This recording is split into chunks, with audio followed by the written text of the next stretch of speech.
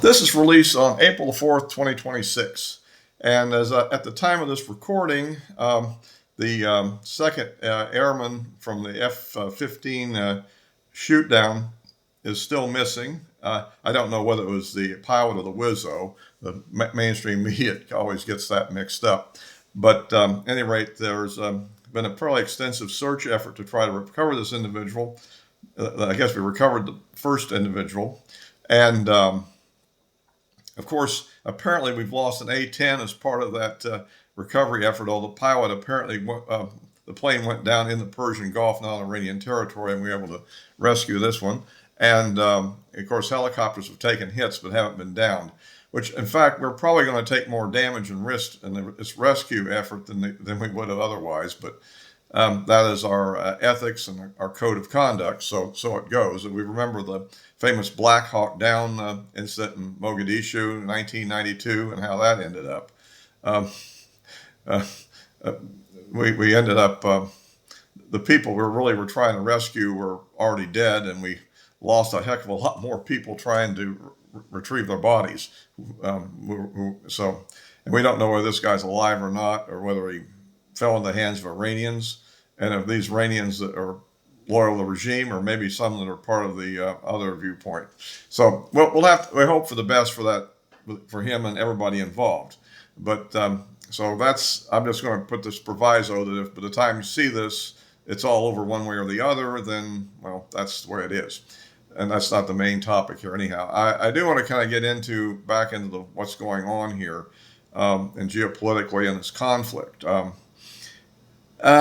Well, the situation looks to be an ongoing one, and I think there obviously is some kind of diplomatic contact, at least through intermediaries, messages going back between the U.S. and the Iranians. Although the Iranian public position is staying firm, and they're wanting stuff that's just absolutely not acceptable.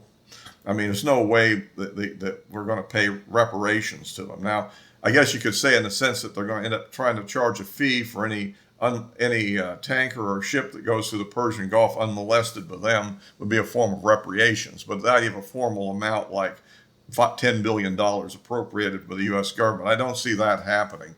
And as far as a security arrangement, exactly who can provide a security arrangement against the U.S. unless Russia and China are together prepared to go to war with us over this. And I don't think they're going to do that at this stage. However, as the situation does evolve in certain ways that we have to be wary of, one thing that's happening, it looks like that because of a variety of lambasting of our European allies and the European allies' own frustration with this action that was taken without consultation that's put them in economic distress, we're beginning to see a situation where we may see Europeans agreeing to pay the Iranians money in return for passage of the oil tankers that they want to see through there. And if it gets to that point, you see, and if that money has to be paid in Chinese currency, that will really undermine the U.S. petrodollar, which has been a bedrock of our economic strength. And so you see that what we've been warning about the Ukraine war and this whole thing with BRICS and everything else for some time. And I felt the whole Ukraine conflict was a big mistake. That is to perpetuate this war against Russia through the Ukrainians, while the Ukrainians take almost all the damage, and maybe the Russians too. But the point is, it doesn't necessarily help our interests. And now we don't have a helpful partner in Russia to try to solve this dilemma. No, they're actually playing the same game on us that we have been playing on them by giving targeting information or to improve the quality of strikes that the Iranians are carrying out.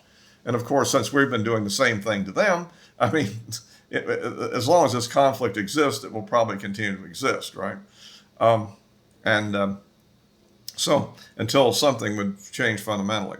So anyhow, that's kind of where we are right now. Certain outspoken Democrats seem to be not only opposing the American position, but trying to weaken our stance, which is typical for them. I consider the Democrat Party to be kind of an evil organization anymore. I wouldn't say it was that way during the days of Jimmy Carter or maybe even back in the 80s, maybe even Clinton. Well, Clinton may have been a bit of a reprobate. He wasn't really that dangerous to the country's interests. But since that time, it's evolved in a very destructive way. And any moderates or reasonable people in the party are pretty well neutralized. Fetterman feels free to speak out. Maybe he only plans to have a one-term career, you know. I don't know how that's going to go, but he's definitely going to face a primary challenge, I believe, and when he comes up for re-election, because that's just the way that it will be. So anyhow, that's kind of where we are at the moment. The problem we're beginning to see is something I predicted earlier, that the Ukrainians, excuse me, the Iranians have probably hid a certain amount of air defense capability away, not necessarily the big long range stuff like S-300s and that kind of thing, but the smaller stuff. And now they've broken it out. Now that we're flying a lot of fourth gen aircraft over their territory, feeling that everything's pretty good, and now they're going to try to do sandbushes, as they're called, to bring down a plane or two, just in order to, I mean, the real hope here is to capture that person alive that went down, and then they'll sort of have a hostage here to parade through the streets of Tehran and so forth. So that's the kind of thing that we're probably facing here if they get him, if we can rescue the guy, or if he unfortunately met with unfortunate fate, that'd be a different issue. So, I don't know. It looks like after the Easter weekend, I guess April the 6th is when Trump has claimed we will escalate if they don't make a deal. And I don't know whether they're really going to make a deal or not. I'm not sure they can make a deal. And much of the discussion may well be with somebody who has been authorized to temporize with us, but not necessarily actually cut a deal. And even if he makes one, can he get the radicals and the Revolutionary Guard Corps to actually carry through with it? So that's the situation we're faced with at the moment here. If you like these videos, please give me a like, subscribe, click the bell for notifications, or you can follow me on Rumble. That's where I see right now. Now, the Secretary of War, Hegseth, has fired the Army Chief of Staff and a couple of other junior people.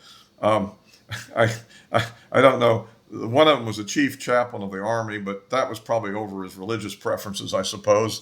But I wonder if the Chief of Staff was probably arguing against the ground operation in Iran, and that may be what the final straw for him to do this at this point. Remember, an admiral was removed, and I'm sure he was warning about what was going to happen in the Persian Gulf if we went through with the attack. So that's kind of where that is at the moment. I mean, I don't know. It looks like that at this point Trump has gotten rid of Pam Bondi, kind of irrelevant to the main scope here, for reasons that are unclear, probably because she wasn't able to achieve legal results that the current judiciary simply won't let anybody achieve, is be my guess, but we'll see. If they can bring, and the other question is, can we get the hard line person in there who's going to do what Trump wants done if she was being recalcitrant? He's got to get it approved by the Senate. On the other hand, maybe we'll just have the deputy attorney general, who's, I think, a bit more of a Trump guy, just to do it as acting attorney general, perhaps. But you're still going to have trouble with the court system, which is somewhat in rebellion, you might say, to many DOJ instances. They will allow biased prosecutions to Republicans, but biased prosecutions to Democrats, they get a little bit reluctant to let that happen. But as far as the war goes, I don't know. One outcome that seems to be an offing, if he goes through with the threat that's been out there, would be a systematic destruction of a lot of their electrical power capacity, which is very reminiscent of what the Russians are trying to do to Ukraine. The difference is that while we may lose a plane or two, we do have the ability to fly in and drop high-yield bombs, 2,000 pounders and the like, right on these plants with precision accuracy, whereas the Russians are left with setting these drones in there with maybe 100-pound class charges and missiles. Now, the Iskander missile, if it can hit a target and do some real damage where you're in range, but many of those facilities are outside the range of the Iskander. And so far, the Russians have yet to actually field any, in quantity, let's say, anything which would have the range to completely cover all of the Ukrainian territory. So that I'm saying, relatively speaking, that gives the United States an advantage over Iran that they don't have over Ukraine. And so, but if we do go through with that, you realize that really will have the effect of it won't put them back to the Stone Age, but will put them in a state of chaos, something like where Germany was, let's say, on VE Day. And the question is, there's no Marshall Plan likely to come in there to rescue them. Because in fact, they probably will still be hardcore Revolutionary Guard types and radicals, heavily armed, that hold the territory. And I don't think anybody's going to try to actually send a large enough ground force to occupy and pacify it. That would make the Afghan war, well, we saw how long that took, and this is a lot worse than that. So, yeah. That is one outcome that would be, if on the other hand we can actually persuade them to, I still think at this point the best you're really hoping for, and call me pessimistic, but would be a ceasefire, which we seem to be rejecting, but really, and they seem to be rejecting too. But if we could kind of get a ceasefire and let the free flow of everybody's oil through the Persian Gulf and all the produce and products that need to go into the Persian Gulf for anybody, because they're being cut off at the same time that everybody else is being cut off for the most part. And China's biggest source, one of their biggest sources of oil, I mean, they've lost Venezuela, which was a small source, but effectively, with just 4 or 5 or a handful of tankers coming through every so often, that is not enough to give the large Chinese economy the energy resources it needs. So at some point, it seems to me that the Chinese need to put pressure on them to come to a ceasefire. I think if we get away from our more full-scale demands that we've stated, I think we could probably maybe get that. Now, as far as the uranium issue, I mean, if we really want to send troops in there to try to get the uranium, I mean, we already see kind of what's happening on trying to rescue one downed airman, right? We're already lost an A-10, which is a pretty hardened aircraft, and apparently helicopters have been damaged. Those search and rescue people are quite at risk going in there in helicopters, a lot more vulnerable than an F-15 would be. So because they could be facing things like shoulder-launched anti-aircraft missiles or just heavy machine guns based on ground vehicles and things of that sort, even rifle fire. So I think that gives you an idea of the kind of situation that we would face if we were to try to send a team in to get that. And suppose there's at least 3 or maybe more sites where this stuff could be located. And as I mentioned in previous videos, we don't know what condition it's in. Is it really intact and you could just kind of go in there and get it? Is it buried underground that would really require major excavation in order to get to it? I mean, the actual material is a form of uranium hexafluoride, which is a gas, very heavy gas. Think 6 fluorine atoms and 1 uranium atom. So that's the kind of situation. To me, that sounds like mission disaster to me, trying to do that. And I don't even know if they can, quote, give it to us because, I mean, can they get to it? So, so it looks to me like if we could arrange a ceasefire at some point, we've done heavy damage to their ability to conduct the conflict. There are varying reports on how many missiles they have left. I'm not sure anybody really knows. Apparently, the answer is a lot of the launchers have been destroyed, but there's still tremendous numbers of the actual missiles themselves underground, and presumably the launchers are a low-tech thing to build compared to the actual missiles. So, given a ceasefire and enough time, they would rebuild launchers. At a later date, they might be able to rebuild the ability to make missiles, but presumably that would take quite a bit longer. And so, meanwhile, the situation in Europe is kind of interesting. I mean, are they really going to try to switch away from us and go to what? Iran? I mean, in a certain point of view, I don't know that NATO exactly has the rationale it used to have, in the sense that the only reason that Russia would go to war with the European countries is because the European countries are very antagonistic to Russia. providing lots of money and resources to support attacks on Russia and to promote the Ukrainian military, and doing things like seizing Russian ships for arbitrary reasons.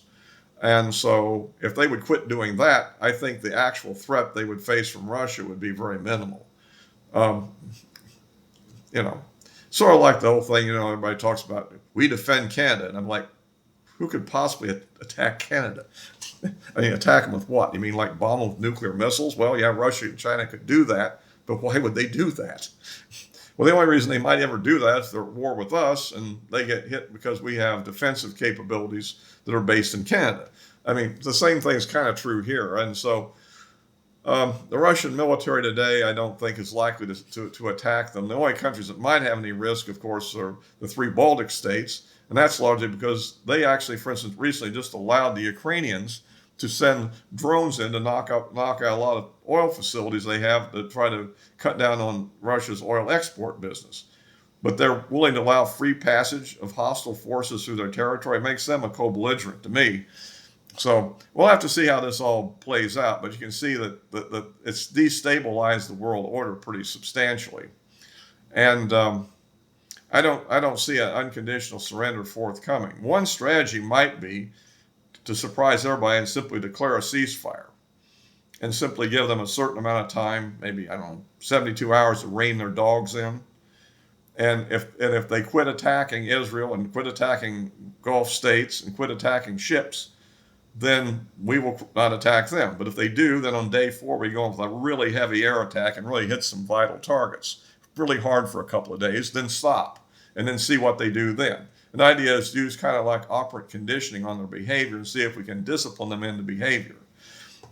That would be going away from our desire for unconditional surrender and more just going to a ceasefire, sort of like the end of the Korean War. That may be the best we can get, in my opinion. Otherwise, the world economic situation will decline, and we will probably have a political nightmare potentially in the fall election.